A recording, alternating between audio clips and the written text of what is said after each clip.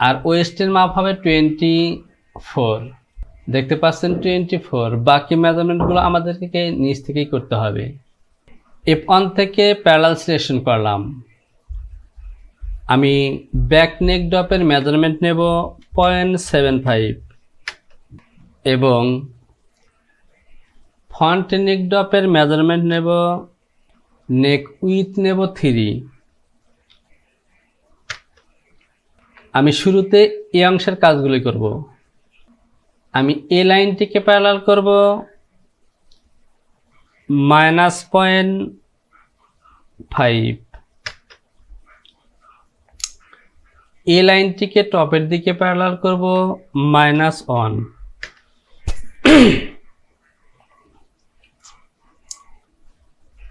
এবার আমাকে যে কাজটি করতে হবে, এখান থেকে শোল্ডার স্লোপের মেজারমেন্ট নিতে হবে।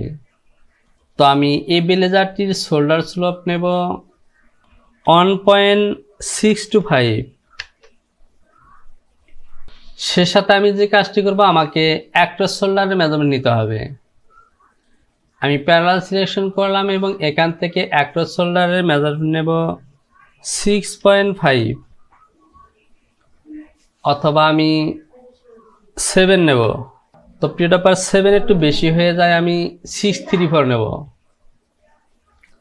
6.75।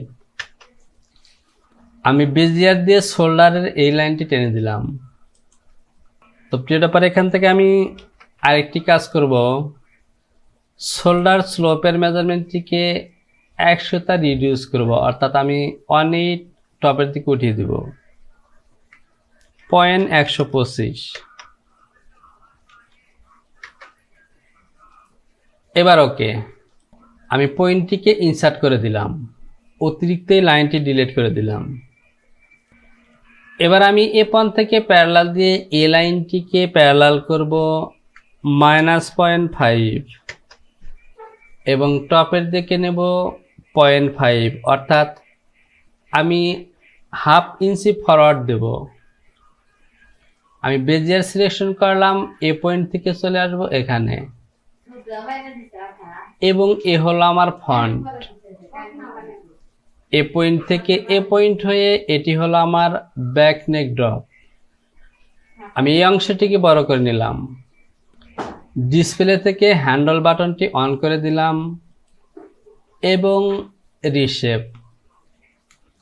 এই যে নেকের পয়েন্টটি দেখতে পাচ্ছেন, এ পয়েন্টটিকে আমি 100টা ডাউনের দিকে আনবো। তো প্রিয় ডপার, এটি কোনো রুলস নয়, জাস্ট এটি আমার ব্যক্তিগত টেকনিক। -পয়েন্ট আমি অন দিলাম। এবার এটি হলো আমার ব্যাক নেক।